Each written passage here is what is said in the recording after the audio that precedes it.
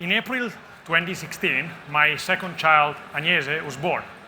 Soon after, I left my job as the CEO of Zalora, and I decided to start what then became StashAway. Now, starting a company from scratch with 2 kids, less than 3 years old, and with my wife fully focused on the crazy amount of work that raising a family requires. Many people would think it takes someone crazy to do this, and my wife would agree. Many people would think that at the first obstacle, it would be obvious to fold and go back to cushy corporate life with a stable salary, many benefits, and proper holidays. I actually wrote this speech while on holidays. I disagree. I think that my ability to overcome the ups and downs of building a company from scratch comes from where I am in my life. Today, I'd like to convince at least one more person in the audience that this can be the case, and hopefully that one person will start an amazing company. I did not start StashAway at a very young age with nothing to lose. I started StashAway as a seasoned professional, a husband, and a father with many responsibilities. I started it after accumulating a lot of relevant experiences that made the process of building, well, a process. Oxford Dictionary says that resilience is the capacity to recover quickly from difficulties, or the ability of a substance to spring back into shape.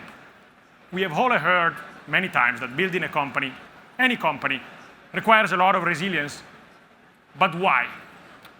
We have all heard that company building is a roller coaster, that emotions go high and low very fast, and that only those that are able to persevere through many challenges ultimately can be really successful. I think it is a bit more than that. As a founder, one of your most important jobs is to make sure that great people you have hired are energized and motivated. If you do not spring back into shape quickly, how can you expect your colleagues to push through in the face of small and large adversities? Founders' resilience is not only required at a personal level, it needs to transpose to the organization they lead. But is resilience innate, or is it something that can be built? I do not have a scientific answer to that. I have a statistically insignificant sample of one that I know very well. In my case, I believe that my resilience was built over time. People stop doing difficult things because they lose faith that they can succeed. So extreme confidence in the path taken is a prerequisite for being resilient. For me, confidence that StashAway was needed came from what I had seen in other regions and from what I had seen as a consultant to banks in the first part of my career. It did not hurt that I wanted a service like StashAway for myself, and I could not find anyone worth using. I knew that people would love a platform that made it simple and cost-effective to invest intelligently. During our first institutional fundraise back in early 2017, I spoke to 125 investors, and 124 of them declined. The main reason is that venture capitalists thought that it would be too expensive to acquire clients. And many of them tried to convince us to rather build software for the banks. No, we do not think this will work. No, we do not think this will work. No, we do not think this will work. This is only 3 times. Imagine listening to it 124 times. If my conviction level was less than 110%, I would have probably folded. By then, I was 6 months without a salary, and my kids were only 6 months older. But I knew that people needed StashAway in Southeast Asia. And if they needed it, they would download the app and start using it.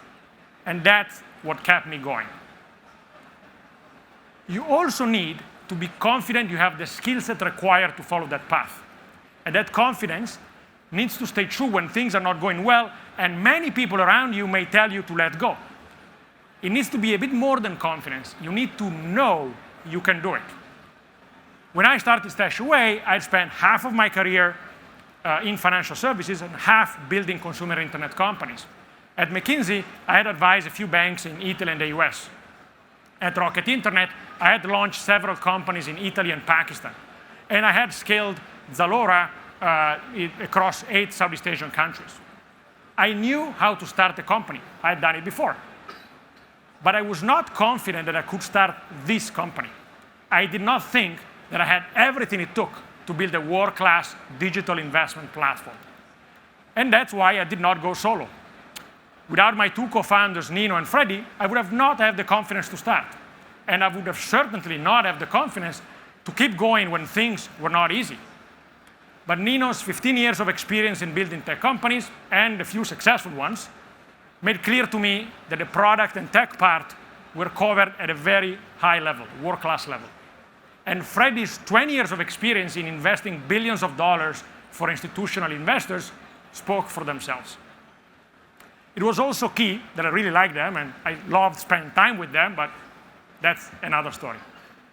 Our combined skill set made me very confident that we had what it takes to build what then became StashAway. The fact that we were a team of experienced founders made it easier to attract early talent. People saw our LinkedIn profiles and thought it was worth meeting us for a chat, even when we were just an idea. The optics of experience helped with other stakeholders too. For example, it helped attract more capital earlier. It helped convince the regulators that we could deliver what we were talking about. In short, our experience actually reduced our entrepreneurial risk. We knew this, and that enhanced our confidence further. As we started building, we were much faster than our early competitors. We attracted talent faster, we developed our product faster, we received our MAS license faster. The fact that I had built companies before, and so had one of my 2 co-founders, Nino, made the process of building a known process. We had a clear idea of what to do to build the company, the product, the organization. That took away a lot of the stress. We were in pure execution mode. We were in the zone. The fact that we had done it before prepared us for the ups and downs. I remember that before starting fundraising in early 2017, I told Nino and Freddie that the following 2-3 months were going to be very tough for me, as I was going to get a lot of rejections before finding someone that hopefully believed in our plans. Now, 124 rejections were a bit worse than I expected, but the fact that I was not totally surprised helped me going ahead. Over the last 6 years, we went through the proverbial ups and downs of building a company. To be fair, we were lucky and we had way more ups than downs. But during the tough days and weeks, 2 factors helped me. First, I had gone through tough times before. In 2008, when I was at McKinsey in New York, I was advising one of the banks that were most affected by the global financial crisis. When I was a private equity investor later on, I sat on the board of a company that struggled to meet its debt covenants, and I spent a lot of time making sure that we could have enough financing to keep the company going. At Rocket Internet, I had to shut down 2 of the 6 companies I helped start. And when I joined Zalora 10 years ago as the CEO, the company only had a few months of cash in the bank. So the sum of all of these experiences and the scars that I gained through them definitely helped me focus on solving any issue that faced us so far. Experience built resilience. Experience helped me build conviction in our ideas. Experience gave me confidence in my abilities and helped me attract incredible co-founders. Experience helped me convince people, investors, and regulators that we were on to something. Experience taught me that you can go through tough times and come back up stronger. The second factor that helped me are my other responsibilities. As a husband and a father of 3, I had my third child, Luce, in 2020, I'm always reminded that my responsibilities don't end in the office. When things are challenging at work, a big hug from one of my kids puts a smile back on my face and gives me the energy to look at the challenge and find solutions. My wife's Ludovica's own resilience gives me strength daily. It has been 6 years since we started StashAway, and it has been an amazing journey so far. We're running a marathon. We're still in the very early phases. So far, I was always able to find the energy and creativity to go through the ups and downs, thanks to my previous experiences, my colleagues' experiences, and my family's own resilience. My experience tells me that ahead of me there are new challenges and new rewards, and I'm looking forward to learning from each of them. For all aspiring entrepreneurs out there, and I saw there were a few hands earlier, there are always 1,000 reasons not to do something. I hope my experience helps take away one of those reasons and helps at least one of you start something amazing. Thank you.